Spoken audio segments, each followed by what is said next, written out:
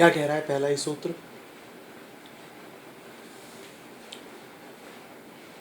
जिसने भी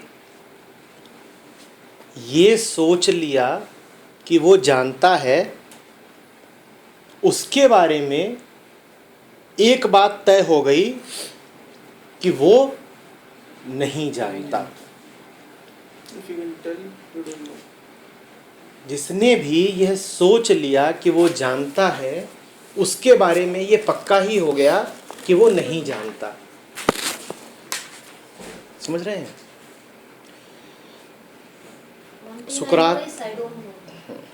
सुकरात है ये। पर जानने वालों ने सुकरात को भी कहा है कि तुम्हें इतना भी कैसे पता कि तुम्हें नहीं पता।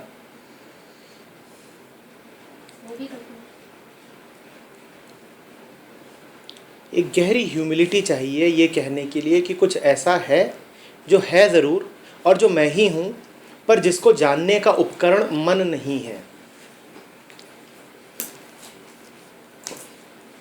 जो हुआ जा सकता है, पर जिसको मानसिक तौर से जाना नहीं जा सकता। जिसको जिया जा सकता है, जो मैं हूँ ही, मेरी एसेंस हुआ जा सकता है, पर जिसको मानसिक तौर से न जाना जा सकता है, न व्यक्त किया जा सकता है। थोड़े बहुत इशारे डाल दिए जाए वो अलग बात है।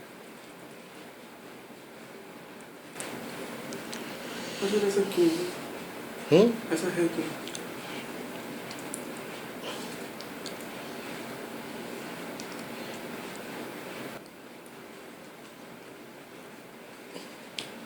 आप ज़मीन पे चल रहे हो, आपके हाथ में एक सर्च लाइट है। आप एक गाड़ी में चल रहे हो, गाड़ी में हेडलाइट लगी हुई है। हेडलाइट हमेशा किधर को फेंकेगी रोशनी? किधर को फेंकेगी? XY प्लेन में ही। आसमान में उड़ रही है मुक्त चिड़िया, हेडलाइट के द्वारा उसे देख लोगे? मन एक डायमेंशन के भीतर काम करता है। XY प्लेन पे कुछ भी हो रहा हो, वो देखने के लिए तुम्हें कहाँ होना पड़ेगा? XY प्लेन में कुछ भी हो रहा हो, वो देखने के लिए तुम्हें कहाँ होना पड़ेगा? अगर आपकी ऊंचाई ना हो, हम ये XY प्लेन है मान लो, ये इसको हम क्यों देख पा रहे हैं? क्योंकि हमारी कुछ ऊंचाई है, हम Z प्लेन में हैं, इसीलिए आंखें इसे देख पा रही हैं। कुछ भी देखने के लिए उस प्लेन से बाहर होना पड़ता है, अलग होना पड़ता है। अब आपका जो उपकरण है जिसके द्वारा आप जानते हो XY प्लेन में, वो सिर्फ XY प्लेन देख पाता है, उसको देख ही नहीं पाता जो Z में है।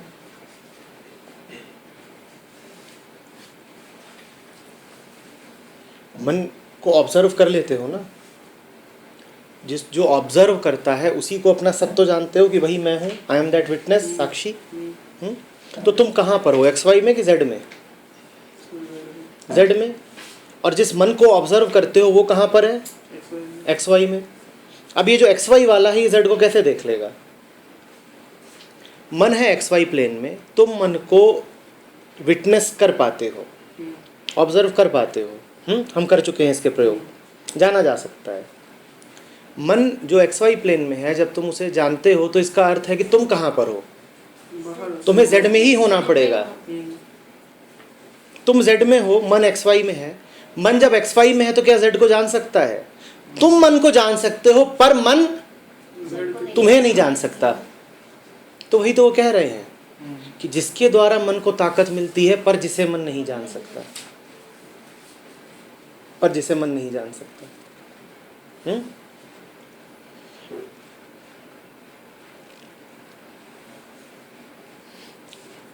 दूसरा है, वो और बड़ी पहेली है। मुझे तो दिख रहा है कि जो ये कह रहा होगा वो कह भी रहा होगा और मुस्कुरा भी रहा होगा कि बुद्धू बनाया, बढ़िया पहेली डाली है। नाहम मन्ये सुवेदिति नो न वेदेति वेद च। I think not that I know it well, and yet I know that it is not unknown to me. मन नहीं जान सकता, लेकिन फिर भी वो अनजाना नहीं है। तो निराश मत हो जाना कि यार मन यानी मैं जिससे मेरा तादात्म्य है वो XY में घूम रहा है, जो स्रोत है जो असली है वो Z में है, तो फिर तो मेरी ज़िंदगी ऐसे ही बीत गई, मुझे कभी पता ही नहीं चलेगा कि वो असली क्या है। आपके लिए पेश है अगली लाइन जो कह रही है मन भले नहीं जान सकता लेकिन फिर भी वो अननोन नहीं है, अनजाना नहीं है। यो नस्तद्वेद तद्वेद नो न वेदेति वेद च। He of us who knows it knows that he knows that it is not unknown to him। जो इस बात को समझता है वो जानता है कि वो अनजाना नहीं है। अनजाना तो बहुत बहुत दूर का शब्द हो गया, वो मैं ही हूँ। अनजाना तो ऐसा लगता है जैसे कोई पास की बात हो कि जाना और अनजाना, ये तो अधिक से अधिक करीबी और दूरी दर्शा सकते हैं। जो मैं ही हूँ उससे दूरी का सवाल कहाँ पैदा होता है?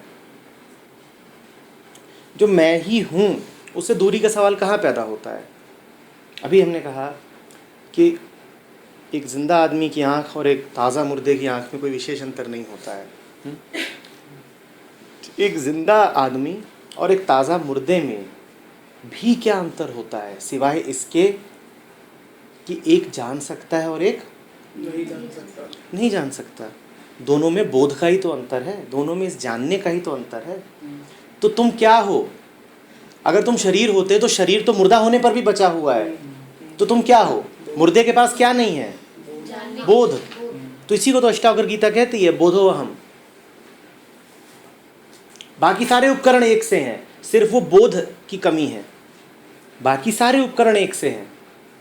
मुर्दा और जिंदा व्यक्ति के उपकरणों में कोई अंतर नहीं आ गया है, उनके कॉन्फ़िगरेशंस बदल नहीं गए हैं। ताज़ा मुर्दा जो है उसके कॉन्फ़िगरेशन और एक जिंदा व्यक्ति कॉन्फ़िगरेशन नहीं बदल गए हैं। बोध का अंतर है, सिर्फ बोध का अंतर है। उसके भीतर जानने वाला नहीं रहा अब। मतलब मैं जिंदा हूँ या मुर्दा, ये बात सिर्फ इस पर निर्भर करती है कि मैं जान सकता हूँ कि नहीं।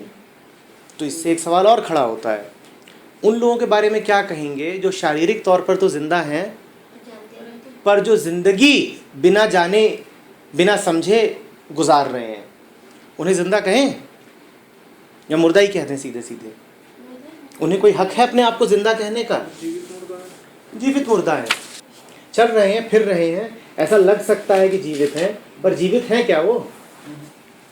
ऐसा लग सकता है कि जिंदा है पर जिंदा है क्या?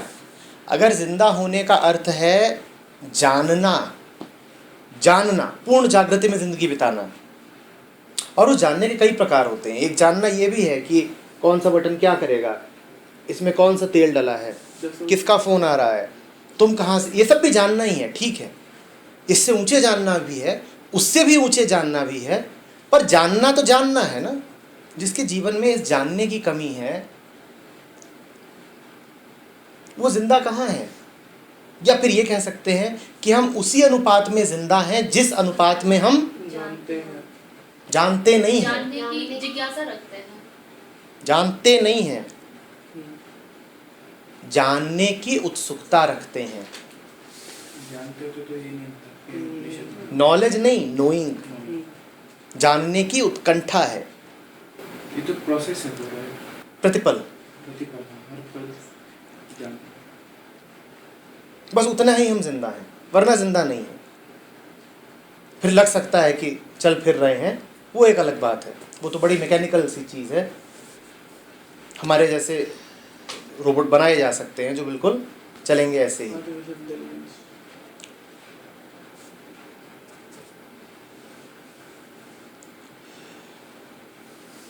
जो जानता है वो जानता है कि वो अनजाना नहीं है। जो जानता है वो जानता है कि वो अनजाना नहीं है। कैसे जानता है इस बात को? विचार के तौर पे जानता है। कैसे जानता है? जो असली ज्ञानी है, जिसका ज्ञान ध्यान से निकला है, वो जानता है कि जिस स्रोत की, जिस उद्गम की, जिस प्रथम की अभी तक बात हो रही है वो अनजाना नहीं है। वो इस बात को कैसे जानता है? और वो इतनी गहराई से जानता है कि तुम पूरी कोशिश कर लो, तुम उसको कन्विंस नहीं कर पाओगे, तुम उसको डिगा नहीं पाओगे। कैसे जानता है? शायद एक में मोमेंट ऐसा था कि वो कोई अतीत का मूवमेंट था? नहीं, उसका प्रतिपल का बोध है, जीवित है, वो इसी बोध में अपना जीवन गुजार रहा है, किसी पल मुर्दा नहीं होता। इसी का नाम श्रद्धा है। इनको है। मैं नहीं जानता कि मैं क्यों जानता हूँ, पर मुझे पक्का है कि ऐसा ही है, इसी का नाम श्रद्धा है। और सर हम जो कहते हैं कि कोई मोमेंट ऐसा आया था, मोमेंट्स ऑफ अटेंशन होते हैं, मैं अतीत के अटेंशन से क्या कर लोगे? स्मृति उसकी तुम्हें जिंदा रख लेगी। एक मोमेंट आया था तो अपना काम कर गया, तब अब क्या करोगे? उसकी स्मृति पे चल लोगे। अभी जीवित हो, प्रश्न तो अभी का है ना। मैं अतीत में जीवित था परंतु अभी मुर्दा हूँ। वो श्रद्धा कहाँ से आएगी? उसी श्रद्धा का नाम अमृत तो है, क्योंकि जहाँ वो श्रद्धा होती है वहाँ पहला काम ये होता है कि डर गायब हो जाता है। आप कोई डर ही नहीं रहता कि मैं गलत हो सकता हूँ, यही तो डर है ना। आप कोई डर ही नहीं हो सकता कि कुछ उल्टा पुल्टा हो जाएगा। ये उस गहराई से जानने का परिणाम है। डर नहीं होता है, कॉन्फ्लिक्ट खत्म हो जाता है। कॉन्फ्लिक्ट क्या है? कॉन्फ्लिक्ट क्या है? कोई भी कॉन्फ्लिक्ट बिना मानूं कैसे मानूं, कोई भी कॉन्फ्लिक्ट बिना डर के होती है क्या? आप खड़े हो चौराहे पे, इधर जाऊं कि उधर जाऊं, किधर भी चले जाओ, क्यों नहीं किधर भी जा पाते? डर है कि वो गलत होगा रास्ता। श्रद्धा समझने की बात ही नहीं है। श्रद्धा समझने की बात ही नहीं है। श्रद्धा का अर्थ होता है कि मन ने अपना दायरा जान लिया और ये भी जान लिया कि मेरा दायरा आखिरी नहीं है, उसके आगे भी कुछ है। ये श्रद्धा है। क्या है ये नहीं जान सकता, पर है। इसमें 2 पॉइंट और कवर हो रहे हैं, सिंपलिसिटी और इंक्वायरी। अभी फेथ को जानो। उसी श्रद्धा में सरेंडर संभव है। सरेंडर नहीं है तब तक तो आप खड़े ही रहेंगे ना मन के दायरे के भीतर, कि यही सब कुछ है। उसका जो पूरा अहंकार है उसमें खड़े रहेंगे आप। पर एक तरफ हम जान भी नहीं सकते, एक तरफ सरेंडर भी करते हैं। किसको सरेंडर कर रहे हैं ये भी नहीं पता। ये भी नहीं पता, ये अब मन कैसे मान जाए? बड़ी खतरनाक बात है। तो गोल ही नहीं है, अब फुटबॉल कहाँ मारोगे, गोल पोस्ट आए हो। नहीं, वैसा ही है कि जाकर के सब कुछ समर्पित कर दो, किसको ये नहीं पता। तो अगर कभी, अब देखो ना दिक्कत क्या है इसमें भाई, समर्पित तो तुम कर ही रहे हो। समर्पित करने का क्या मतलब होता है? मैंने छोड़ दिया, पर छोड़ते वक्त भी मेरे लिए ये जानना जरूरी है कि किसके सामने छोड़ दिया, ताकि अहंकार बना रहे। अरे कभी साल 2 साल बाद पता चले कि आदमी झूठा था तो वापस भी तो ले ले। ठीक है, मैं अपना सारा पैसा रुपया किसी के दरवाजे पे छोड़ रहा हूँ, पर उस मकान का नंबर तो नोट कर लो, पता तो हो ये आदमी कौन है। तुमने छोड़ा क्या? वास्तव में छोड़ा? जो सरेंडर करेगा वो तो दरिया में डालता है, उसका नाम पता कैसा? बह जाएगा। किससे वापस मांगोगे? क्या कहोगे किसको दे दिया? सरेंडर वही है जो शून्य में किया जाए। इसीलिए गुप्त दान को ही दान कहा गया है। सरेंडर वही है जो किसी के भी सामने न किया जाए।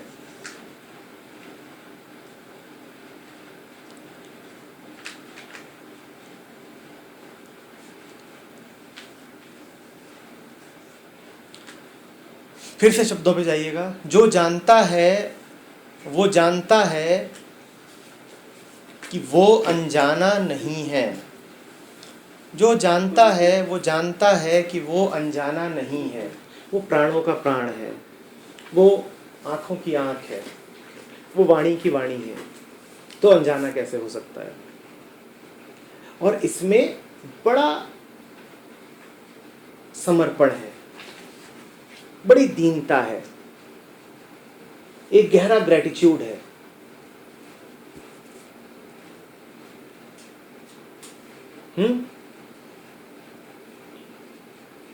मैं जिस घर में घूम रहा हूं, खेल रहा हूं, मौज कर रहा हूं, अपने आप को जीवित मान रहा हूं, उस घर का आधार हो तुम। तुम हट जाओ, वो घर है ही नहीं।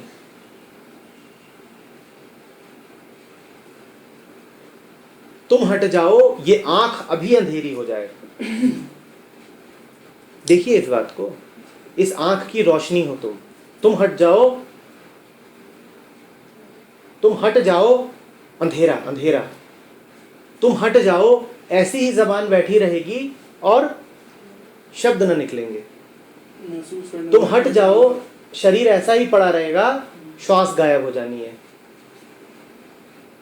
तुम हट जाओ, मन ऐसा ही रहेगा, विचारणा की शक्ति खत्म, कोई विचार नहीं उठेगा। ये श्रद्धा है, ये श्रद्धा है। इसीलिए वो जो लाइन है, पता नहीं कब बोली गई थी, कैसे बोली गई थी, पर मुझे बड़ी पसंद है। तेरे जमाल से रोशन है कायनात मेरी। किस गाने की है? तो इस तरह मेरी जिंदगी में शामिल है। तो इस तरह से मेरी ज़िंदगी में शामिल है। वो जो एक उसमें लाइन आती है कि तेरे जमाल से रोशन है कायनात मेरी। कायनात मेरी है पर जमाल तेरा है। जमाल जानते हो क्या? जमाल माने तेरी महफिल है। मुझे लग सकता है मेरी महफिल है, पर है तेरी। तू इस तरह से मेरी ज़िंदगी में शामिल है, बिल्कुल ज़िंदगी में कण कण में समाया हुआ है। जिसको अकबर इलाहाबादी ने कहा था कि हर जर्रा चमकता है नूरे इलाही से। यही अर्थ है उस बात का। एक एक धूल का कण भी उसी के नूर से चमक रहा है। अब आएगी श्रद्धा, अब सर झुकेगा, अब दिखाई पड़ेगा कि हाँ,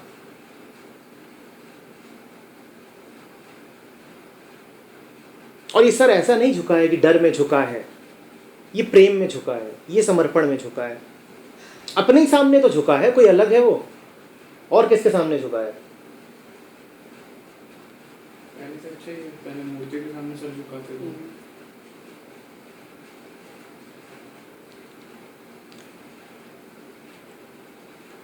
ये भी मत कहो अपने सामने झुका है, बस झुकना जरूरी है, बस झुकना जरूरी है। कोई इस बात का विशेष महत्व तो नहीं है कि तुम क्या नाम दे रहे हो, किसके सामने झुक रहा है। न झुकता हो तो कोई ऑब्जेक्ट पकड़ लो, ठीक है, मूर्ति के सामने ही झुका दो। ग्रेटिट्यूड में झुक रहा है। बहुत अहंकारी मन हो तो कोई ऑब्जेक्ट पकड़ लो कि चलो ठीक है। शून्य समर्पण नहीं कर सकते तो एक व्यक्ति के सामने कर देंगे, एक मूर्ति के सामने कर देंगे, एक ग्रंथ के सामने कर देंगे, कोई बात नहीं, शुरुआत इसी से कर लो, पर झुकना जरूरी है। था ना, जहां हमने सर को झुका दिया। अब ये थोड़ी कहा गया कि काबा तक पहुंचो और फिर सर झुकाओ। सर का झुकना जरूरी है, काबा अपने आप बन जाएगा। और कब झुकना जरूरी है? दिन में 1 बार, 5 बार, हर पल। तो फीलिंग ऑफ ग्रेटिट्यूड होनी चाहिए हमेशा। और जो ग्रेटिट्यूड में है वो उदास नहीं रह सकता, मुरझाया हुआ नहीं रह सकता। आप दोनों काम एक साथ नहीं कर सकते कि एक तरफ तो कह रहे हो कि हाँ हाँ धन्यवाद, बहुत कुछ मिला है, बिना मांगे मिला है। मैंने थोड़ी ही दी थी आंखों को रोशनी, कि आपने कुछ करा है आंखों को रोशनी देने के लिए? नहीं, तुमने करा है, चश्मा लगाया है, पर बाकी लोगों ने तो कुछ नहीं करा है। अपने आप ही कहीं से आ रही है। ये ग्रेटिट्यूड है। और जब तुम्हें लगातार याद है, किलस रहे हो, चिढ़े हुए हो, इरिटेटेड, और तभी ये याद आ जाए कि आँख को रोशनी मैंने नहीं दी है, मैंने अर्न नहीं करी है, मेरे अहंकार ने उसको अर्न नहीं करा है, कमाया नहीं है, मुफ्त मिली है, तो तब क्या गुस्सा में रह सकते हो? तब क्या चिढ़े चिढ़े रह सकते हो? रह सकते हो क्या? श्रद्धा और आनंद बिल्कुल साथ चलते हैं। जिसका सर श्रद्धा में झुक गया वो उसी समय आनंद को उपलब्ध हो गया, क्योंकि ग्रेटिट्यूड में आप उदास नहीं रह सकते। ग्रेटिट्यूड में आप शिकायत नहीं कर पाओगे। क्या कर पाओगे कि ग्रेटिट्यूड तो बहुत है पर देखिए थोड़ा और दे दीजिए। ग्रेटिट्यूड तो बहुत है, पर देखिए अच्छा हुआ नहीं मेरे साथ।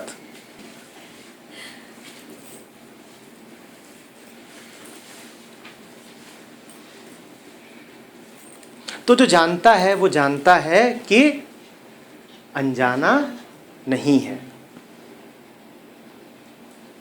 तू इस तरह से मेरी जिंदगी में शामिल है, जहां भी जाऊं ये लगता है तेरे में। तो अनजाना कहाँ है? तू तो जिंदगी में बिल्कुल समाया हुआ है परीक्षण लगातार। तो अनजाना कहाँ है? साथ ही चल रहा है मेरे। मैं अपने जितने साथ हो सकता हूं तू उससे ज्यादा साथ है।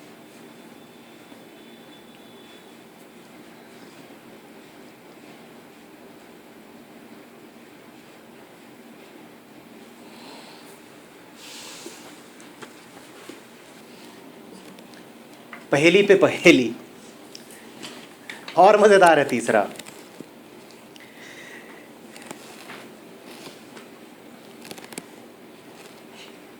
इन्हीं सब चीज़ों के लिए तो संस्कृत सीखना थोड़ा ज़रूरी हो जाता है कि ओरिजिनल का मज़ा लो। यस्या मतम तस्य मतम मतम यस्य न वेदसः। जो कहते हैं कि जान लिया, उनका पक्का है कि नहीं जाना। दूसरे पे आओ। अविज्ञानम अविज्ञातम जो नहीं जानते, अविज्ञातम विजानताम जानते हैं, विज्ञातम अविजानताम जो नहीं जानते वो जानते हैं, और जो जानते हैं विज्ञातम अविजानताम वो नहीं जानते। वो नहीं जानते। क्या जानते हैं और क्या नहीं नहीं बताया जाएगा, नहीं बताएंगे। क्योंकि ये बता दिया गया तो तुम जान ही जाओगे, और अगर तुम जान गए तो पक्का है कि तुम नहीं जानते। तो तुम्हारे दुश्मन थोड़ी है कि तुम्हें बता दें।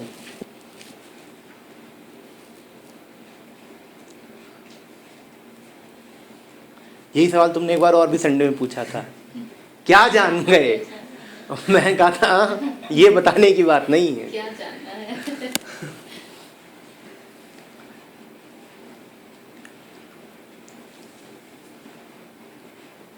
मजा आ रहा है परस? जो जानता है उसका पक्का है कि नहीं जानता। अहंकार की तो बिल्कुल चटनी बन रही है। जो कह दे कि कुछ भी जानता हूं वो उसी समय सतर्क हो जाए कि गड़बड़ हो रहा है बात भाई। कुछ नहीं जानता, इसमें भी सूक्ष्म अहंकार है। ज्ञात अज्ञात अज्ञेय, गहरा अहंकार होता है ये कहने में कि ज्ञात है मुझे। उससे थोड़ा सूक्ष्म अहंकार होता है ये कहने में कि अज्ञात है मुझे। अहंकार की हालत खराब होती है जब कहते हो अज्ञेय है, जाना ही नहीं जा सकता। तो सुकरात को ईगो की लिमिट से बाहर दूसरा। दूसरे वाले से दूसरे ईगो की लिमिट के बाहर हो गया। वो कह रहा है कि मेरी लिमिट में ही नहीं है। और बड़ा साइंस वहीं पर तो नहीं रखती है ना कि अज्ञेय वाले पॉइंट पे तो साइंस सरेंडर नहीं करना चाहती है। वही ऐसे कैसे मसला होता हम है। ना जान सके। दम्भ है, जान के दिखाऊंगा।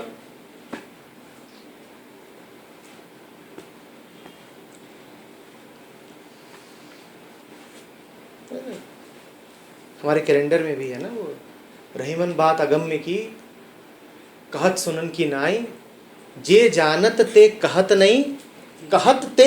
जानत नहीं। वो ये रहा केन उपनिषद। शिव सूत्र में भी पूरा इसके ऊपर तो ही तो है कि तीन है कि एक जाना जा सकता है और एक जानना नहीं जा सकता, और एक जो जानने से परे। जानने से परे। सर शिव सूत्र में दिया ना ज्ञान उसी में तो विस्मय का बहुत ज्यादा विस्मय, हाँ पूरा पूरा ज्ञान- ये पूरा विस्मय है, सामने विस्मय ही रखा हुआ है हमारे। और ये भी मत कहिएगा कि विस्मय से ज्ञान के दरवाजे खुलते हैं। ज्ञान व्यान कुछ नहीं, विस्मय ही है। इसके दरवाजे हाँ खुलते हाँ, हैं। बहुत बढ़िया बहुत बढ़िया। ज्ञान मत बोलो, विस्मय से ये तो हो सकता है कि तुम्हें मिल जाए, पर तुम पाओगे नहीं। तुम अपने आप से अर्न नहीं करोगे, तुमने अर्जित नहीं करा है। ग्रेस हो सकती है।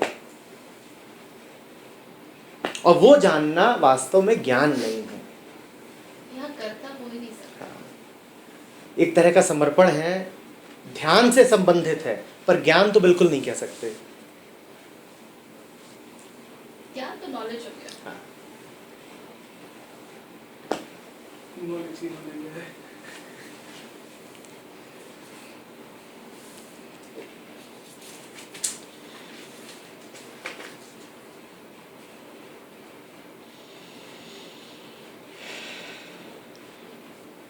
तो जो इस चक्कर में नहीं फंसते हैं कि जान लेना है, मन में कैद कर लेना है, वो जान जाते हैं। अविज्ञातम विजानताम, इस सूत्र को तो चाहे अपनी किताबों पर लिख लेना। अविज्ञातम विजानताम, जो इस बात में संतुष्ट हैं कि नहीं जानता, वो जान जाएंगे। और उनका जानना वही होगा जैसा कहा गया, ग्रेस के कारण। उनकी अपनी हरकतों से, उनके अपने कृत्यों से नहीं होगा, उसमें उनका कर्तव्य तो कहीं भी शामिल नहीं है।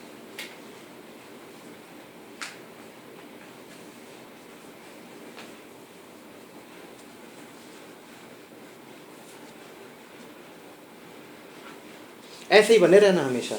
कैसे? अविज्ञातम। अविज्ञातम माने बालक, बस यही बने रहना। अविज्ञातम विजानताम।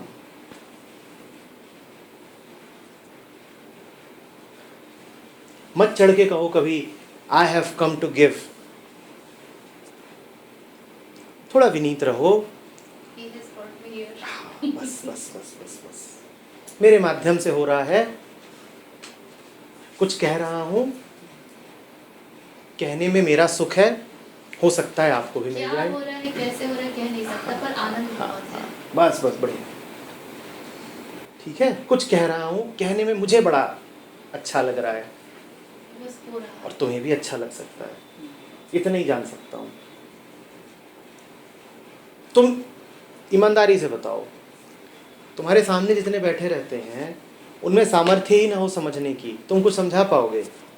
तो समझा कौन रहा है, तुम्हारे शब्द या उनकी अपनी आंतरिक सामर्थ्य? उनका सामर्थ्य। उस सामर्थ्य को कभी नमन करा है? हमने कितने मैं आपके अंदर के उठाए परमात्मा को हैं, नमन करता हूँ।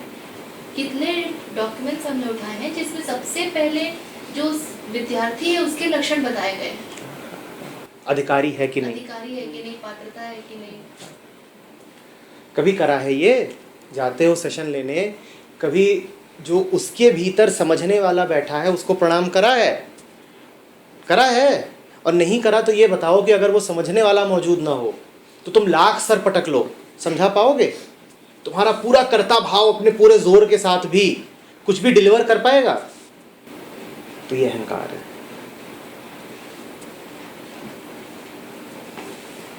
कम्युनियन तो संभव है। और अब दूसरी बात भी है, वो लाख समझने को तैयार बैठे हों और तुम्हारे भीतर जो समझाने वाला है वो सो जाए, तो अब कुछ हो पाएगा?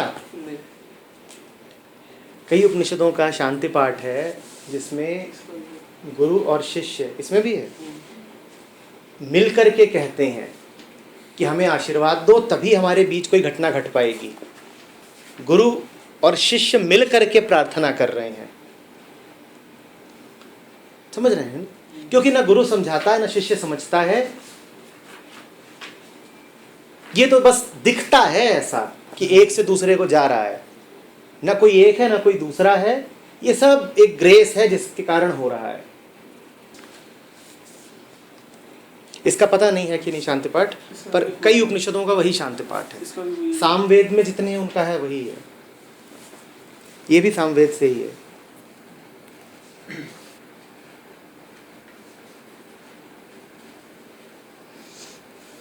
आपका फेवरेट टॉपिक फिर आ गया है, अमरत्व। ये शांति पाठ है, देखिए इसको।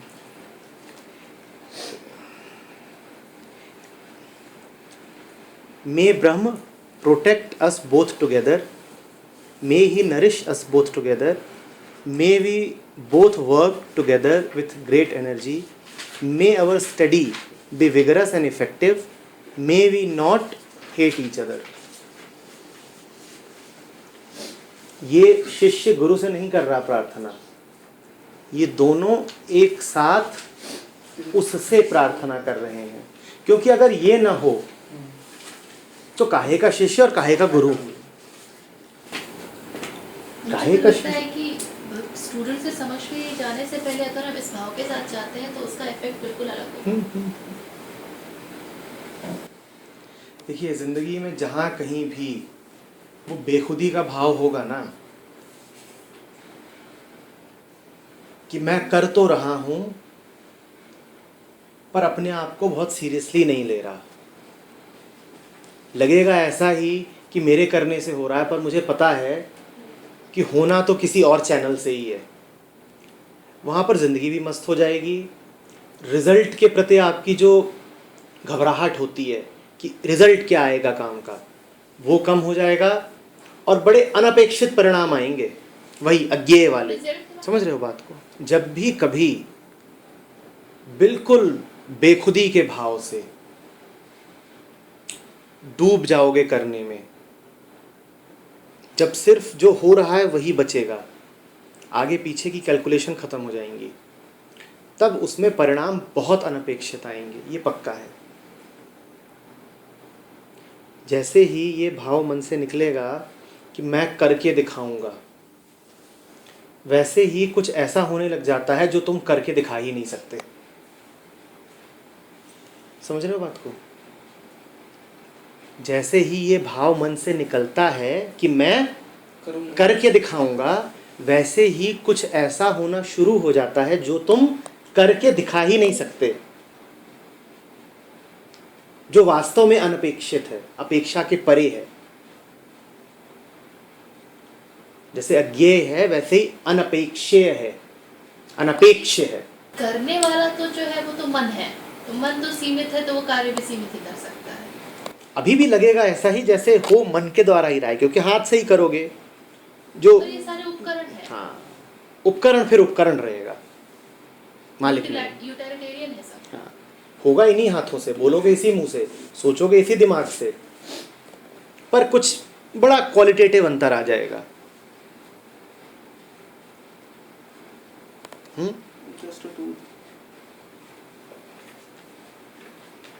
फिर घबराहट नहीं रहेगी। जैसा हमने कहा था अभी, श्रद्धा और आनंद एक साथ चलते हैं, जहाँ श्रद्धा वहाँ आनंद,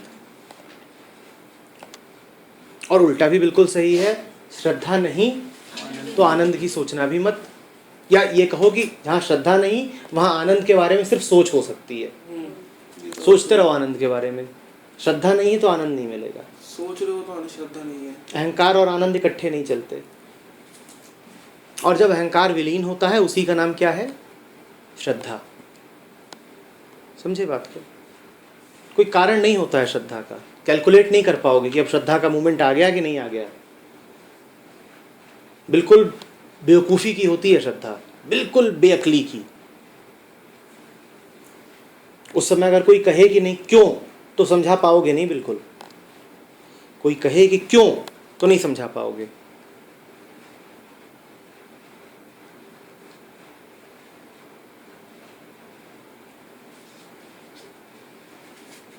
इसीलिए जो जानने वाला होता है और जो बिल्कुल पागल आदमी होता है, उनमें कोई विशेष अंतर होता नहीं। बाहर से तो बिल्कुल ही नहीं दिखाई देता, दोनों ही बड़े नासमझी के काम करते हैं।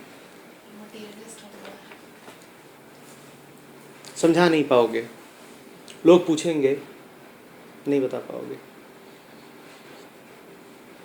हल्का सा इशारा दे रहा हूँ, जैसे तुम्हारा सिद्धार्थ कबीर इनकॉर्पोरेट का, लोग पूछेंगे वो समझा नहीं पाएगा, पर मौज है उसकी। समझ रहे हो बात को? अकारण, अकारण, कारण सारे होते हैं किसके भीतर? मन के भीतर। और श्रद्धा क्या है? जो कारण से निर्माण ये जान लेना कि मन का दायरा क्या है, की की सीमाएं हैं। श्रद्धा है ये जान लेना कि मन की, सीमाएं और ये मन ही जानता है, याद रखना, वहां तक मन ही काम आएगा, क्योंकि मन की सीमाएं मन ही बताएगा। मन का काम ही यही है, मन का जो लेजिटिमेट काम है वो यही है कि वो अपनी सीमाएं जान ले। विचार पूरा करो, पूरा एनालिसिस, पूरा कैलकुलेशन करो, ये जानने के लिए कि मैं कैलकुलेट कितना कर सकता हूं। और एक बार अपनी सीमाएं जान लो, वहीं रुक जाओ। हाँ ठीक, इतना कुछ है जो एनालिसिस के दायरे में, बहुत कुछ है जो एनालिसिस के दायरे में आता है, वहां कर लो एनालिसिस, कोई दिक्कत नहीं है। जो आता है एनालिसिस के दायरे में उसको बिल्कुल करो, उसको एनालाइज ही करो। और कुछ कर ही नहीं सकते, वहां श्रद्धा थोड़ी लगाओगे। कल किसी शेयर का प्राइस कितना बढ़ सकता है, कितना घट सकता है, इसके लिए तो तुम्हें इंफॉर्मेशन पे ही चलना पड़ेगा, मानसिक सूचना पे चलना पड़ेगा। वहां श्रद्धा नहीं, वो नहीं क्षेत्र है श्रद्धा का, पर वो बहुत छोटा क्षेत्र है जहां पर एनालिसिस और कैलकुलेशन चलती हैं। उसके बियॉन्ड जो है वो बहुत बहुत बड़ा है। उसी बियॉन्डनेस को बिल्कुल जान जाना, याद रखना, बियॉन्डनेस के डिटेल्स नहीं जान गए, क्या जान गए हैं कि लिमिट क्या है, और लिमिट के आगे कुछ है जरूर, है जरूर। लिमिट है, देखिए, बस बहुत बढ़िया। आंख देख सकती है, मतलब आंख के पीछे कुछ है जरूर, क्या है ये नहीं जान सकते, कुछ है जरूर। यही श्रद्धा है, यही श्रद्धा है। अनरीजनेबल, जिसके डिटेल्स नहीं पता, पर ये पता है कि है जरूर, क्या है ये नहीं पता। कोई पूछेगा बताओ क्या है, फिर नहीं है तो बताओ क्या है, तो नहीं बता पाओगे। बताना जरूरी भी नहीं है, हंस लेना, बताना नहीं, प्रूव नहीं कर पाओगे, ये बातें प्रूव करने की नहीं है। और अगर बहुत प्रूव करने की इच्छा उठे तो अहंकार ही है कि भाई तूने पूछा है, अब मेरे लिए सिद्ध करना जरूरी है, नहीं तो मैं छोटा हो गया। अहंकार। अपने आप ये एहसास बना रहे सब ठीक है, ऑल इज वेल। यही श्रद्धा है, इसी में आनंद है। प्रतिबोध विदितम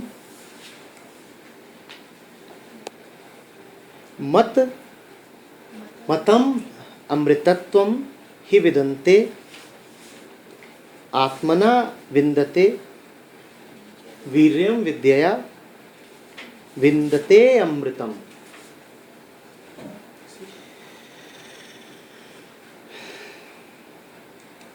जब उसकी कारगुजारियों को देखोगे तो उसके बारे में विचार उठेगा। जब उसकी छवियों को देखोगे, जब उसकी छाया को देखोगे, तो उसके बारे में विचार ही उठ सकता। याद रखना, उसको नहीं देखा, उसकी हरकतों को देखा, कारण को नहीं देखा, कारण के प्रभाव को देखा, तो उसके बारे में क्या उठेगा? पेड़ को देखोगे तो विचार ही कर सकते हो, कर लो। इस बोतल को देखोगे, इस रोशनी को देखोगे, ध्वनि को देखोगे, ये सब क्या है? कायनात मेरी तेरे जमाल से रोशन है।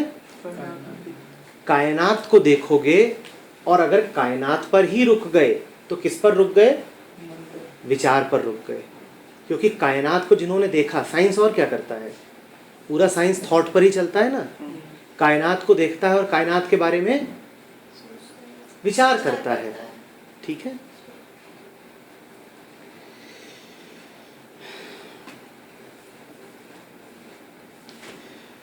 For one finds immortality, by the self one finds the force to attain, and by the knowledge one finds immortality. Knowledge शब्द का प्रयोग उस अर्थ में नहीं है जिस अर्थ में हम लेते हैं। संकलित ज्ञान नहीं है, वो नहीं देता इमॉर्टैलिटी, वो नहीं देता इमॉर्टैलिटी। जो उपकरण दिया है उसने, उस उपकरण के माध्यम से जानोगे, और जब जान गए, पूर्णतया जान गए, तो उसी का नाम है अमर हो जाना। अमृत मिल गया। जो पूरा इसका भाव है उसको फिर से देखो, ध्यान से देखो। उसकी इस पूरी योजना को जब देखोगे, इस कायनात को जब देखोगे, उसके द्वारा रची गई सृष्टि को जब देखोगे, तो विचार उठेगा। ठीक है, विचार उठेगा। इस विचार का उठना परम आवश्यक है। यही विचार कहता है केन, यही विचार कहता है केन। और फिर एक बिंदु आएगा जहां पर अब ये विचार काम नहीं देगा। उस बिंदु पर तुमने क्या पा लिया? अमृतत्व, इमोर्टैलिटी, अमर हो गए। बात सीधे सीधे ऑब्जर्वेशन की है, कुछ और देखना नहीं है, कुछ और जानना नहीं है, कहीं और जाना नहीं है। यही जो सब कुछ है चारों तरफ, क्या? जीवन, वस्तुएं, पूरी कायनात, इसी को देखो और मुक्त मन से इसको जानने का कौतूहल रहे। एक आ जाएगा बिंदु जब ये सब कुछ जो आता है जाता है, जो समय के भीतर कैद है, जिसमें प्रकट होना और विलीन हो जाना है, जिसमें सारी डुअलिटी समाई हुई हैं। और सबसे बड़ी डुअलिटी कौन सी है? जीवन और मृत्यु, आना और जाना। एक समय आएगा जब इस डुअलिटी के पार हो जाओगे। शुरुआत इसी डुअलिटी से करोगे, इसी को समझने से करोगे। शुरुआत seeing the false as the false से ही करोगे। पर श्रद्धा रखो कि सिर्फ जो नकली है उसको काटते काटते एक दिन असली तक पहुंच जाओगे, और उसी असली तक पहुंचने का नाम है अमर हो जाना। तो बहुत सवाल मत करो कि अमर हो जाना क्या है। आप समझ रही हैं ना, पूछा था सवाल, बहुत सवाल करिए ही मत की, और इसीलिए एक लाइन का जवाब दिया था कि ये मत पूछो कि अमर हो जाना क्या है। सिर्फ जो नकली है उसको काटते चलो, ध्यान से देखो, और वही ध्यान जो कुछ नकली है उसको काटता रहेगा, काटता रहेगा, काटता रहेगा। कोई उत्तर नहीं दिया गया है, समझाया गया ही नहीं है कि भाई देखो ना, सारी बात होती रही होती रही होती रही और आखिर में कह दिया विंदते अमृतम है। भाई ये क्या बात हुई? कोई लॉजिक ही नहीं है। नकली को काटते काटते मैं अमर कैसे हो जाऊंगा? कोई तुक बनता है? कोई तुक नहीं बनता। पर यही कहा गया है कि जो मर्त्य है, जिसको जाना ही है, उसको समझ लो। मर्त्य को समझ लिया, अमृत प्राप्त हो जाएगा। कैसे हो जाएगा हम कोई जवाब दे नहीं सकते, कोई जवाब है ही नहीं। और ये समझ प्रतिपल बनी रहनी चाहिए, लगातार लगातार। इसीलिए कहा था कि नॉलेज उस अर्थ में मत समझिएगा जिस अर्थ में ये नॉलेज नहीं है कि बाय द नॉलेज, ये एक्यूमुलेटेड नॉलेज नहीं।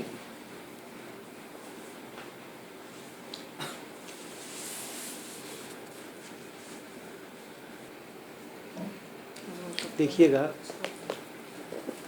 जब दूसरा अंश समाप्त होने को है तब कहा गया है कि इतना कुछ कह सुनने के बाद, कह भी लिया सुन भी लिया, ये सब करने के बाद अगर तो ध्यान को, श्रद्धा को, जानने को उपलब्ध हो गए तो सब पा लिया, अमृत पा लिया।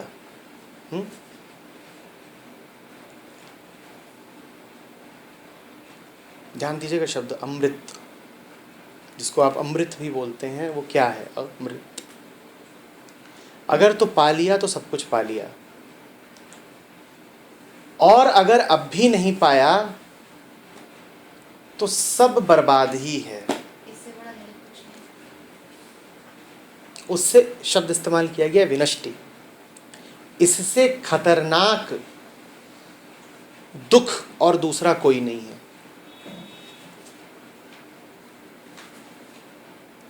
समझे बात को? क्यों नहीं है? क्योंकि वो जो आपके लिए मुक्ति का दरवाजा बन सकता था, एक बड़ी बड़ी उम्मीद था आपके लिए, आप ऐसे चमत्कारी निकले, आपने उसे बीट कर दिया। कि आपने उसे भी बीट कर दिया। अब तो अहंकार की बिल्कुल जय जय है। अगर ये भी आपको वहां तक नहीं ले जा पाया, क्या बचा है आपके लिए? अब क्या बचा है? जिसने ये यात्रा कभी शुरू ही नहीं की थी, उसके लिए ये उम्मीद तो है ना कि कभी शुरू होगी। ये फर्क है वो 30 साल और 60 साल वाले इंसान। जिन्हें कैंसर होता है उनके लिए कहा जाता है कि आइदर कीमोथेरेपी वर्क्स और इट डजंट। तो जिसने अभी कीमोथेरेपी शुरू ही नहीं की उसके लिए उम्मीद है, पर जिसने कर ली और काम नहीं करी कीमोथेरेपी, अब वो सिर्फ इंतजार करें मरेगा। कब नजदीक। क्यों? अब क्या उम्मीद है? एक ही दवाई है, कीमो, वो भी अगर काम नहीं करी तो अब क्या करोगे?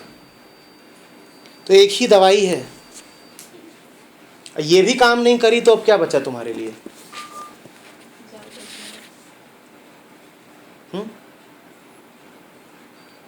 कब नहीं करेगी ये काम? और ये सवाल हम सब के लिए बड़ा महत्वपूर्ण है, क्योंकि हम बहुत दवाइयाँ, कई तरह की दवाइयाँ, भारतीय, यूनानी, चीनी आजमाते ही रहते हैं, जापानी, आयुर्वेदिक, होम्योपैथिक, हर तरह की दवाइयाँ यहाँ पर अलग अलग प्रकार से घुट्टियाँ रहती ही हैं। तो ये दवाइयाँ कब नहीं काम करेंगी? मन छोड़ दो, किसी चीज़ की जरूरत नहीं है। अच्छा चलो ठीक है। ये दवाइयाँ तब काम नहीं करेंगी जब अब नॉलेज बनता जा रहा है, एक्यूमुलेट करते जा रहे हो और सोचते जा रहे हो कि अरे मुझे पता चल गया, मैंने ये भी पढ़ लिया, मैंने वही पढ़ लिया, पांडित्य भरते जा रहे हो। मैं इसको थोड़ा दूसरे तरीके से लेता हूँ। मुझे बड़ी दवाइयाँ दी गई हैं, मुझ पे कोई नहीं काम करती। बताइए क्यों? जो लोग जानते हैं क्यों नहीं काम करती। दवाई देने वाला मुझे बताता है कि इतनी इतनी डोज हफ्ते में इतने इतने बार इस समय पर लेनी है, और मैं लेता ही नहीं। उसने मुझे कुछ पथ्य भी बताए हैं। क्या होते हैं पथ्य? पथ्य होते हैं कि क्या खाना है, किस तरह का भोजन करना है इस दवाई के साथ। डाइट क्या होती है? क्या आँखों से जा रहा है, क्या कान से जा रहा है, क्या सभी इंद्रियों से जा रहा है? कंजम्पशन। तो मुझे मेरे डॉक्टर ने एक शेड्यूल बताया है, मैं उसका पालन ही नहीं करता। मुझे मेरे डॉक्टर ने कुछ पथ्य बताए हैं कि इनका सेवन करना, मैं उनको लेता नहीं। और मुझे मेरे डॉक्टर ने कुछ परहेज़ भी बताए हैं, हर दवाई के साथ होते हैं, कि बेटा ये सब मत खाना, और मैं वही सब खाता हूँ। तो मुझ पे कौन सी दवाई काम करेगी? तो अभी 9 बजे ही ख़त्म होगा, और उसके बाद न पथ्य है, न परहेज़ है, न दवाई है। तो तुम सिर्फ डॉक्टर का ही नाम खराब कर सकते हो। और वही होता है कि हमने तो 1.5 साल तक करके देखा, हमारा तो सिर्फ कन्फ्यूजन बढ़ गया है, और हम अरे कुछ सब पढ़ लिया, पर इसमें कुछ नहीं मिला, कुछ नहीं मिला। तुम तो ये पढ़ रहे हो, तुमने सारे पढ़ डाले, सब कर लिया। अरे तुमने तो आज ज्वाइन किया है, हम 2.5 साल से हैं यहाँ पर, हमें कुछ नहीं मिला। हाँ, तो ऐसे में तो सिर्फ वैद्य का नाम खराब होता है, और जो फिर अच्छा डॉक्टर होता है ना, वो ऐसे पेशेंट को कुछ दिन बाद भगा देता है, कहता है कि तू रहेगा पक्का मरेगा, और मरेगा मेरा नाम खराब करेगा। जब न तुझे मेरी बताई दवाई लेनी है, न पथ्य लेना, न परहेज लेना, जो मैंने कहा वो तुझे मानना ही नहीं है, तो तू काहे का मरीज है? तुझे तो अपने मन मर्जी करनी है, कर फिर अपना एनालिसिस कर। या फिर ये है कि उसको एडमिट कर लो अस्पताल में जब पेशेंट बहुत सीरियस जाता है तो क्या करते हैं? और फिर अब कोई वो नहीं, जितने बजे वो भी आईसीयू में, और कोई बाहर का कोई घुस नहीं सकता। समझ रहे हो ना? पूरा पैरेलल समझ रहे हो ना? पैरेलल कि बाहर का कोई आदमी अब तुम्हारे संपर्क में आएगा नहीं। जो हम देंगे वही खाओगे, जिस मात्रा में देंगे वही खाओगे, और जो जो कहेंगे वो करना पड़ेगा।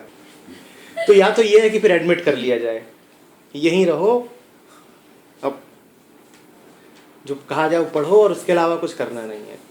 या रोज रात में घर भागोगे और वहाँ जा कर के बढ़िया चिकन फ्राई चलेगा। चिकन फ्राई में ये नहीं कह रहा हूँ मुर्गे की टांगी है, हर प्रकार का चिकन फ्राई। यहाँ सात्विक भोजन एकदम पूरा हाँ। सात्विक। ये 3 काइंड ऑफ बिकमिंग्स बोली हैं, ये बिकमिंग्स नहीं है, 3 प्रकार के दुख हैं जिनको वेदांत मानता है या कैटेगरी बनाई है। 3 प्रकार के दुख होते हैं, आधि भौतिक, आधि दैविक और एक और है, नाम देते हैं। इसका अर्थ यही है कि कुछ ऐसी घटनाएं जो बिल्कुल ही बाहरी हैं, जिनका आपसे कोई संबंध नहीं, कुछ ऐसी जो आप अपने प्रारब्ध के कारण भोग रहे हो कि तीर छूट गया है, अब आप जान भी जाओगे गलत छूट गया है तो निशाने पे लगेगा ही लगेगा।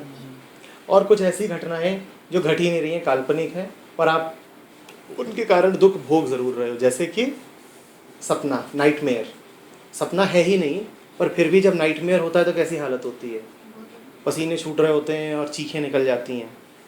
तो ये कहा गया है कि जो ये त्रय संताप हैं, 3 तरह के संताप माने गए हैं वेदांत में, इनसे मुक्ति मिल जाएगी। जो आदमी ये सब जान जाता है उसे हर प्रकार के दुख से मुक्ति मिल जाती है।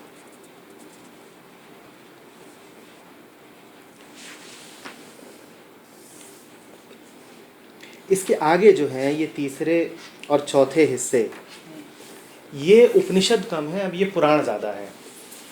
तीसरा और चौथा हिस्सा उपनिषद कम है, पुराण ज़्यादा है। अर्थ इसमें भी है, गूढ़ अर्थ है, ठीक है, पर अब यहाँ पर इसको दूसरे मन से समझना पड़ेगा।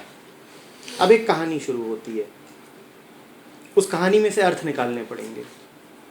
पर मेरी दृष्टि जहाँ तक जाती है, जो इसका सत्व था, रस पूरा, वो पहले और दूसरे हिस्सों में था, वो हमने पी लिया है। तीसरा और चौथा देख सकते हैं, कीमत उसकी भी है, पर जो असली मामला था वो हमने जान लिया है और हम उसको स्टोर कर लेंगे। नॉलेज हो गई है मेरी पूरी, नॉलेज पूरी हो गई है। क्लास में बोलेंगे। एक बार तीसरे और चौथे को भी देख लेते हैं। पेज नंबर 1 में ना लिखा है कि जैसा एक ये जो असुर होता है, मतलब कई बार देखा है जो असुर होता है, इसे जो वो होता है वरदान भी शिव ने दिया होता है। हाँ, बहुत बढ़िया, बहुत बढ़िया बात। वो असुर भी उसी आदि से ही निकला है, ठीक है ना, वो असुर भी उसी आदि से ही निकला है। सच तो ये है, पता होगा हमें, कि पौराणिक कथा भी यही है कि देवों की और असुरों की माता एक ही है, एक ही माँ के, दे कॉम्प्लीमेंट ईच अदर। जहाँ देवता होंगे वहाँ असुर होंगे ही होंगे। डुअलिटी के दोनों पार्ट्स। बहुत बढ़िया।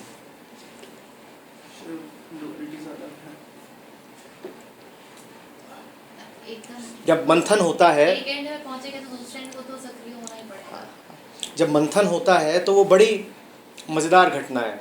मंथन जब दिखाया जाता है तो उसमें एक तरफ कौन खड़े होते हैं, पूरा द्वैत सामने है आपके।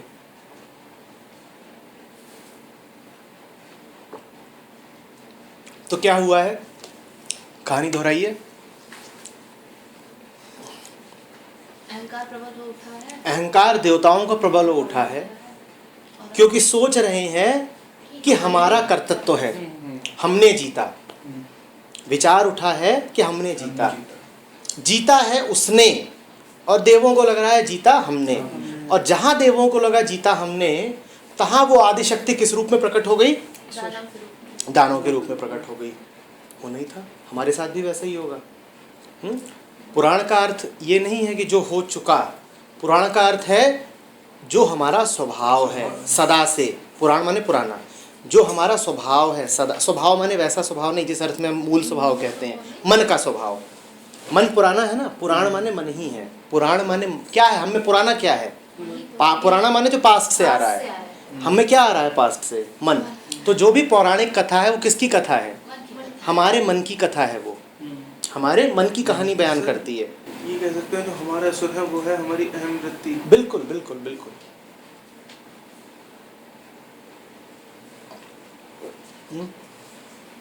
तीसरा, They said to Agni, O thou that knowest all things born, learn of this thing. what may be this mighty spirit? And he said, so be it.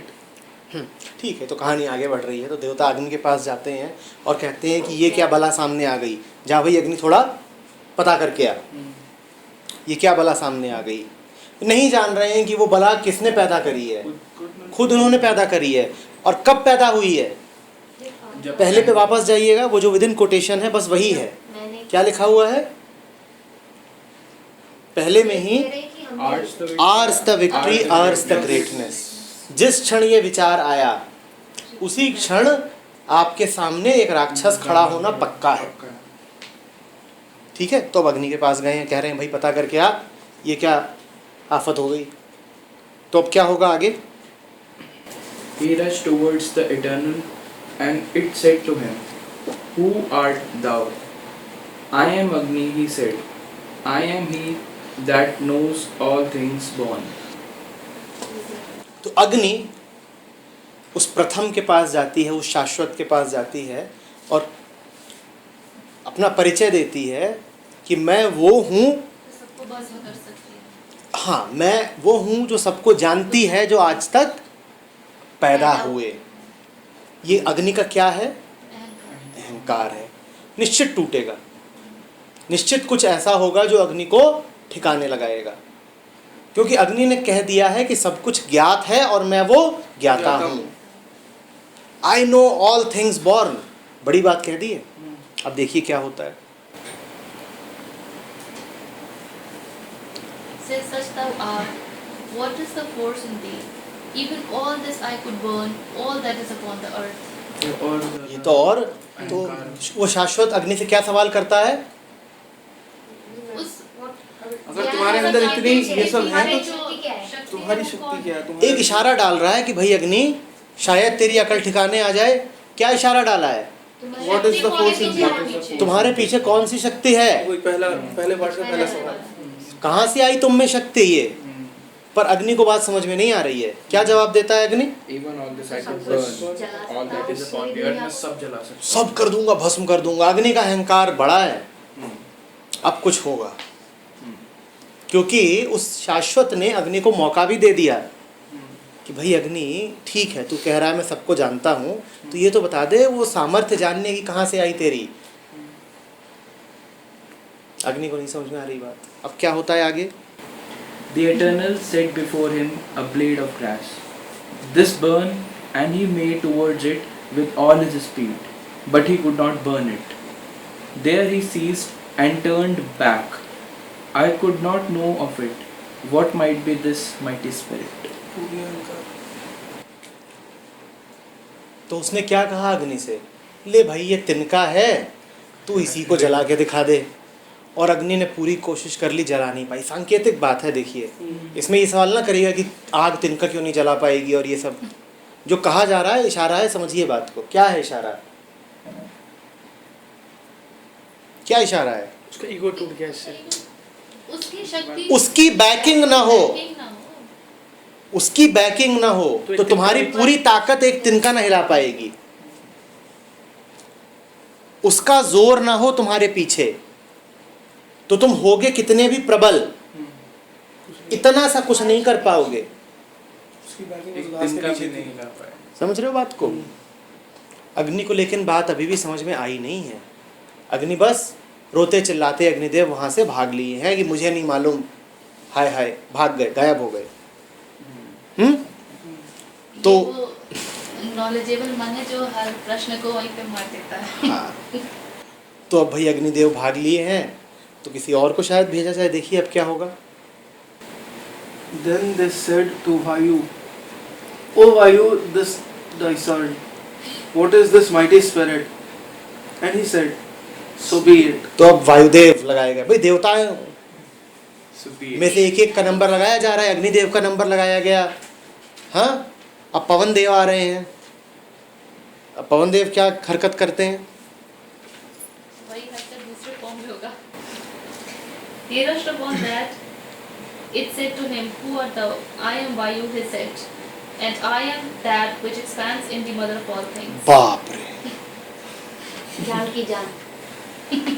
बिल्कुल ठीक कहा आपने। वही जो वो है नहीं वो होने का अहंकार पाल रखा है। मदर ऑफ ऑल थिंग्स, तुम हो मदर ऑफ ऑल थिंग्स। तो अब इनका भी कुछ ना कुछ इलाज होगा। इलाज होगा जरूर। क्या इलाज होता है इनका? What is the more Sindhi? And Vayu replied, even all this I can take for myself, all this that is upon the earth. ये सब जितना है ये सब खत्म कर सकता हूँ, मेरे ही दम से चल रहा है सब कुछ। मूवर एंड शेकर हम ही हैं। हाँ, अंगद का पाँव है, हिला के दिखाओ। हम ही हैं। अब होगा क्या वायु? अब दिख रहा है। That set before him a blade of grass, this take. He went towards it with all his speed, and he could not take it. Even there he ceased, even thence he returned. I could not discern that. What is this mighty spirit? ये तिनका उड़ा दे भाई, तू तो mother of all things है, ये तिनका ही उड़ा दे। अच्छा, तू इवन ही रिटर्न वाली बात है, ये बस चले जा रहे हैं, इनको बात समझ में नहीं नहीं समझ में नहीं आ रही है, लटको रहे हैं, वही है। जो अग्नि के साथ है वही वायु के साथ है। फिर याद रखना, ना अग्नि है ना वायु है, हमारे मन की कहानी है ये वही हमारे मन की कहानी है। हमारे मैं भी लिए सच कितने बार संकेत है जो अलग संकेत आए, पकड़ हमने में माना आए, नहीं। हाँ, माना। अहंकार बार बार टूटता है पर हम उसे खड़ा कर देते हैं फिर से। justifications. तो अब वायुदेव भी निकल लिए। अब अगला नंबर किसका लगा है? अब ये तो मास्टर है। Mind. Then they said to Indra, Master of plenitudes, get thou the knowledge. What is this mighty spirit? And he said, so be it. He rushed upon that vanished from before him. एक पता नहीं किसकी quotation है कि हमारी ज़िंदगी में जितने भी राक्षस हैं वो असल में राक्षस हैं ही नहीं, वो सुंदर राजकुमारियां हैं जो हमारे प्रेमपूर्ण स्पर्श का इंतज़ार कर रही हैं। उन राक्षसों को अगर जान लिया, समझ लिया तो दिख जाएगा कि वो भयानक हैं ही नहीं। यहाँ भी आप देख रहे हैं क्या हो रहा है। जो परम सत्ता है, जो प्रेम है, जो आनंद है, वो रूप किसका लेकर के आई है? डरावना, कुछ डर लगता है देखने पे, पर है। आज भी फेसबुक पर एक कोटेशन डली है that the secret of fearlessness is standing in the middle of fear. ये जो राक्षस है फियर, इसी में फियरलेसनेस छुपी है। यही संदेश तो ये कहानी दे रही है। दिख रहा है राक्षस और है क्या वो? Eternal. वो इटर्नल ऑलमाइटी है। उस राक्षस को समझो। और वही काम कौन नहीं कर पा रहा? मन नहीं कर पाते। ना अग्नि कर पा रहा है, ना वायु कर पा रही है। मन हमारा नहीं कर पा रहा है। अग्नि और वायु दो लॉजिक है मन के। हाँ, बस मन के दो हिस्से हैं, मन के दो तरीके हैं। दो अर्थ। ये मन को बार बार दस्तक है और मन बार बार उसे मन डर रहा है, मन जिसको डेमन समझ रहा है वो बात ही कुछ और है वहां पर।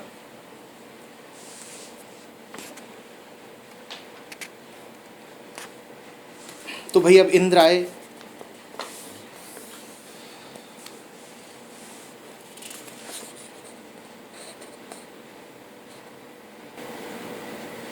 He in the same ether came upon the woman.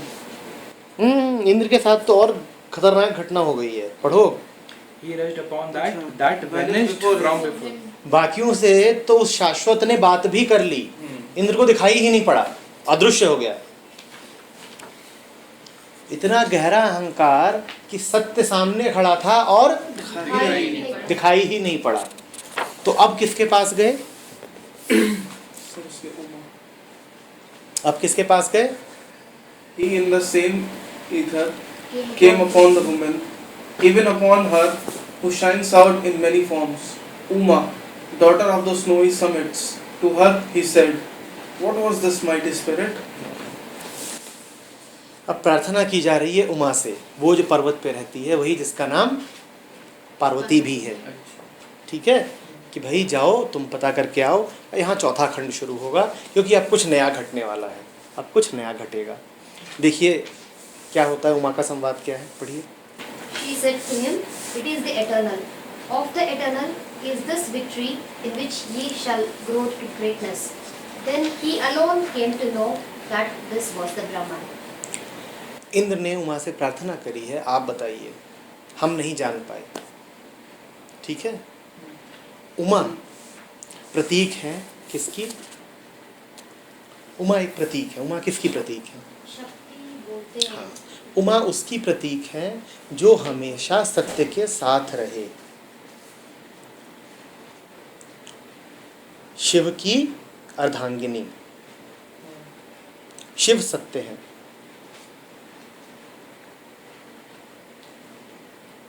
सत्य की सहचरी है उमा। सत्य की सहचरी होने का अर्थ है वो जो सत्य को तुरंत पहचान जाए। जितने ये देवता थे ये नहीं पहचान पाए, उमा पहचान गई। और ये बात भी बड़ी प्रतीकात्मक है कि देवता किस रूप में दिखाए गए हैं? पुरुष रूप में। और उमा क्या है? स्त्री होने का क्या अर्थ है? रिसेप्टिव होना, रिसेप्टिव होना। उमा पहचान गई, उमा पहचान गई। जो पुरुष दंभ है वो नहीं पहचान पाया। अब क्या होता है? Therefore are these gods as it were beyond all the other gods, even Agni, Vayu and Indra, because they came nearest to the touch of that. वो ब्रह्म है और मात्र वही ब्रह्म नहीं है। वो जो राक्षस है वो ब्रह्म है और मात्र वो राक्षस ही ब्रह्म नहीं है। कौन ब्रह्म है? ये सारे देवता, तुम, मैं, सब ब्रह्म में हैं, क्योंकि सब उसी के द्वारा स्पर्शित हैं। यही तो कहा गया था ना अग्नि से कि जला के दिखा दो मेरे बिना। मेरा ही स्पर्श है जो तुम्हें जलाने की शक्ति देता है। और यही तो कहा गया था ना वायु से कि उड़ा के दिखा दो मेरे बिना। मेरा ही स्पर्श है जो तुम्हें उड़ाने की शक्ति देता है। तो उमा ने कहा वो ब्रह्म है और मात्र वही ब्रह्म नहीं है। तुम, मैं, सभी, कुछ ऐसा नहीं है जो ब्रह्म ना हो।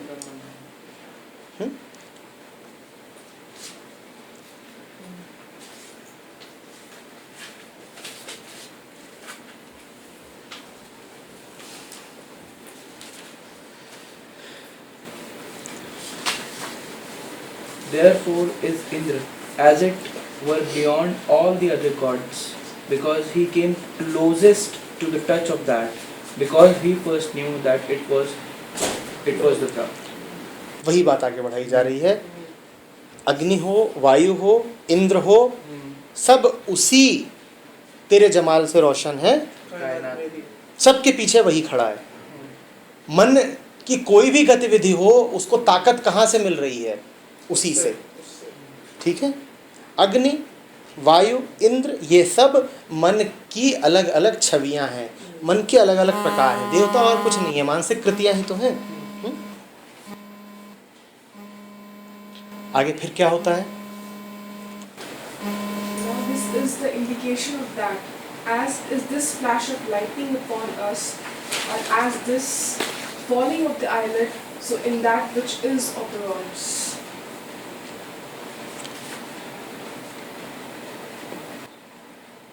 हर जर्रा चमकता है नूरे इलाही से। बिजली का कड़कना, पत्ते पत्ते का हिलना, घास पर ओस की बूंद का बैठना, दिल की एक एक धड़कन, सब कुछ कहाँ से आ रही है? उससे। बस उससे। बड़े से बड़ा और छोटे से छोटा, सबका स्रोत क्या है? वही एक।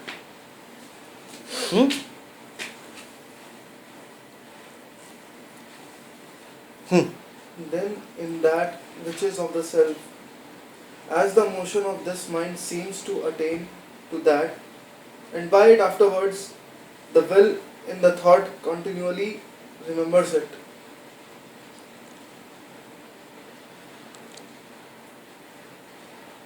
विचार वही जो अपनी सीमा जाने। विचार वही जो अपनी सीमा जाने। शब्द वही जो निशब्द की ओर ले जाए। जैसे कुछ भजन होते हैं जिसमें कहा जाता है कि पाँव वही जो मंदिर तक ले जाए, मुंह वही जो उसकी वंदना कर सके। समझे बात को?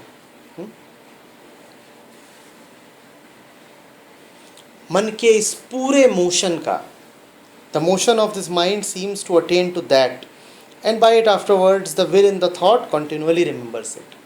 मन के इस पूरे चक्कर, घन चक्कर का आखिरी प्रयोजन है वो। हमें बात समझ में भले ही नहीं आती है, मन की एक एक इच्छा उसी की ओर जा रही है, आखिरी अंतिम लक्ष्य है वो। ये बात हमें समझ में नहीं आती है। ऐसा लगता है आकर्षण का केंद्र कोई दूसरा है, ऑब्जेक्ट्स हैं, उनकी ओर जा रही है डिजायर। नहीं, उनकी ओर नहीं जा रही है, उसी आदि की ओर, प्रथम की ओर जा रही है। सर क्या इसका मतलब यह है कि वो कह रहा है कि कभी तो आँख खुलेंगी? देखोगे तो कभी आप तुम कर लो जितने चालू करने करना है, कभी ना कभी तो तुम्हें दिख ही जाएगा।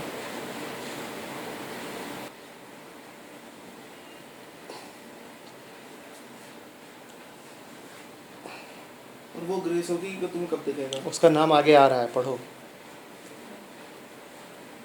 The name of that is the delight. As that delight one should follow after it. He who so knows that towards him verily all existences yearn. क्या नाम है उसका? नाम क्या है उसका? The delight. डिलाइट, बस यही नाम है उसका। और हमने क्या कहा था? आनंद क्या है? श्रद्धा। श्रद्धा। ये जो पूरी बात कही गई है, ये तुम्हारी जो ईगो वाली एक्टिविटी है, केन उपनिषद वही है पूरा पूरा। समर्पित कर दो उसको, and you will be available to that delight. कौन सी डिलाइट ये भी नहीं कहा गया, बस यही नीति का एग्जांपल दैट है। डिलाइट। दैट डिलाइट, ये इशारा बस, दैट डिलाइट।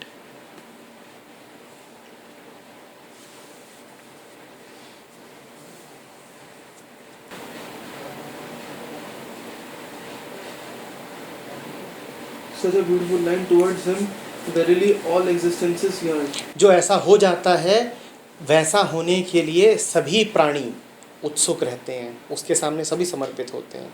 सभी की कामना है वैसा हो जाने की। एक्जिस्टेंसेस मतलब सभी प्रकार का जीवन, मतलब पूरी हर चीज का सार है इसमें, पूरी कायनात उस जैसा होने के लिए आतुर है।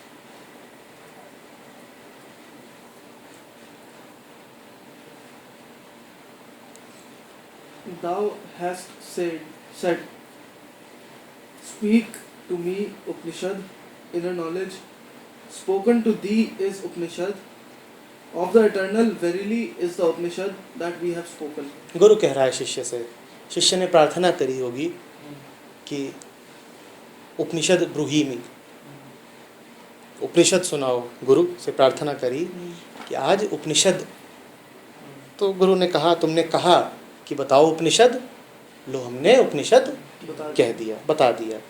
लेकिन जो अगली बात है वो ज़्यादा महत्वपूर्ण है। बताया हमने, सुना तुमने, पर है किसका? उसका। तुमने कहा उपनिषद बताओ, हमारे मुख से उपनिषद तुमने सुन लिया, पर कहा हमने, सुना तुमने, है किसका? है उसी का। और ये बात भूल गए तो हम बन जाएंगे अग्नि और तुम बन जाओगे वायु, और दोनों बन जाएंगे बेवकूफ़। शांति पाठ ही है एक तरीके से, ठीक है? आगे। Of this knowledge, austerity in self-conquest and works of the foundation, the Vedas are all its limb. Truth is its dwelling place. ठीक है ना? तप और दम, इन दोनों की बात की गई है, तपस्या की और दम की। दम उस अर्थ में दमन नहीं है जिस अर्थ में हम समझते हैं। दम का अर्थ सप्रेशन नहीं है, कुछ और है, इसकी बात किसी और दिन करेंगे, ठीक है। वेदों से भी यहाँ पे अर्थ किन्हीं ग्रंथों से नहीं है। वेद से अर्थ है जानना, विद धातु है जानना, जानना, ठीक है। तपस्या और दमन आचरण की बातें नहीं हैं, और वेद कोई शास्त्र नहीं है। ये तीनों बहुत आत्मिक बातें हैं, कोई बाहरी चीज़ें नहीं हैं। ये बड़ी आत्मिक अंदरूनी बातें हैं।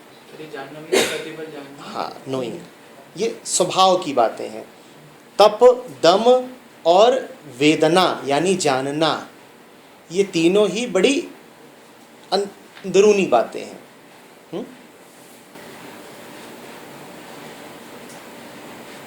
He who knows this knowledge smites evil away from him, and in that vaster world and infinite heavens finds its foundation.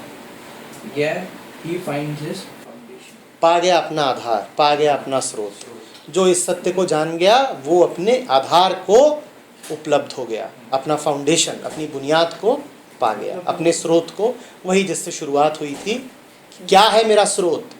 पहला प्रश्न यही था ना, क्या है मेरा स्रोत? जिसने इस सत्य को जान लिया उसने अपने स्रोत को पा लिया, वो अब अपने स्रोत में डूब गया।